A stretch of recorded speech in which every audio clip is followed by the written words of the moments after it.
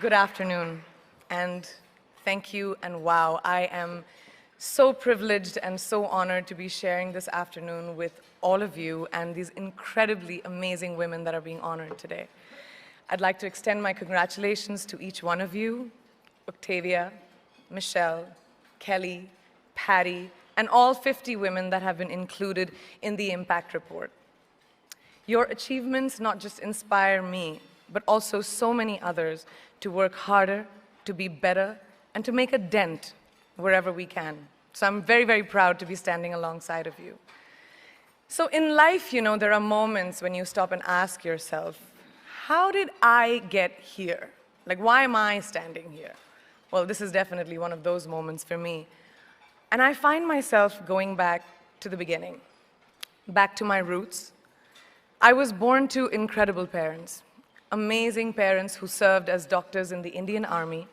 I was the firstborn, and as far back as I can remember, I made my parents very proud and happy 99% of the time. Okay, slight exaggerations of personal achievements are allowed from time to time, don't you think? My brother was born a few years later, and even then, nothing changed for me. We were both given equal opportunities, and I want to emphasize this. I want to really emphasize this for you because I don't think a lot of people might understand that being equal might seem very normal. But where I come from, India, and a lot of developing countries around the world, more often than not, this is an exception. It's actually a privilege. My first experience of the glaring disparity between boys and girls came at a very, very young age. I grew up in a middle-class family with extremely philanthropic parents who constantly reminded me and my brother how lucky we were and how giving back to those who were less fortunate was not a choice. It was a way of life. Simple. I was 7 or 8 years old when my parents started taking me on these visits in a traveling clinic to developing communities around and villages around the city that we lived in called Bareilly. We were packed into this ambulance, and my parents would provide free medical care to people who couldn't afford it. My job at the age of 8 was assistant pharmacist. So I would count all the medicines, put them in an envelope, and give it out to patients, and I really took my job very seriously, very seriously.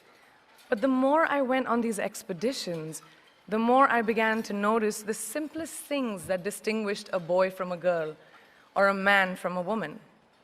For example, girls were pulled out of school when they hit puberty because they were considered ready for marriage and babies.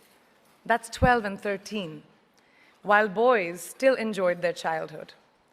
Or basic human rights, such as healthcare, were denied just because they were women. Let's call this whole experience trigger number 1 for me. Fast forward a few years and many, many triggers in between. Like a producer-director, for example, early on in my career, I must have been about 18 or 19, telling me that if I didn't agree to the ridiculous terms or painfully low salary in his movie, that he would just replace me. Because girls are replaceable in the entertainment business. That was a memorable one. Made me decide to make myself irreplaceable. But I think what really moved the needle for me and ultimately led me to create the Priyanka Chopra Foundation for Health and Education and around the same time partner with UNICEF was an encounter with my housekeeper's daughter. About 12 years ago, I came home from set early one day and she was sitting in my library reading a book. And she must have been 8 or 9 years old and I knew she loved reading. So I asked her, I was like, it's a weekday, why aren't you in school? And she said, oh, I don't go to school anymore. So I went and asked her mother, and I said, why isn't she in school? And her mom said that her family couldn't afford to send her and her brothers to school, so they chose the boys. The reason, she would eventually get married, and it would be a waste of money. I was completely blown, and it shook me to my core.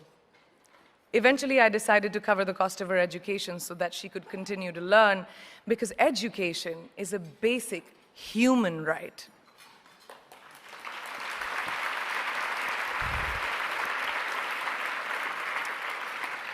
And a huge necessity, especially today. From that point on, I was determined to make a difference in as many children's lives as I could, in whatever big or small way that I could contribute. There's a really, really beautiful quote that I read recently, and I think it's absolutely appropriate to explain what I'm trying to say today.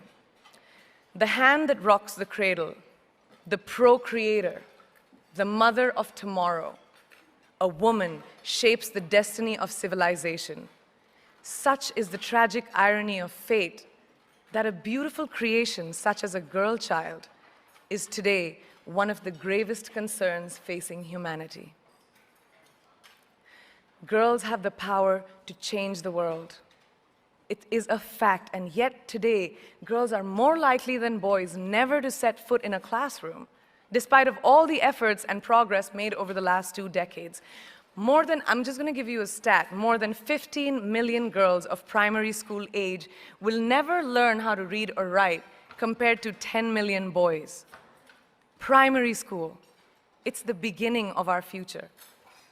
Over the last 11 years, I have witnessed firsthand the incredible work that UNICEF does for children around the world, especially victims and survivors of child marriage, displacement, war, sexual violence. But there is still so much work to do. And for me,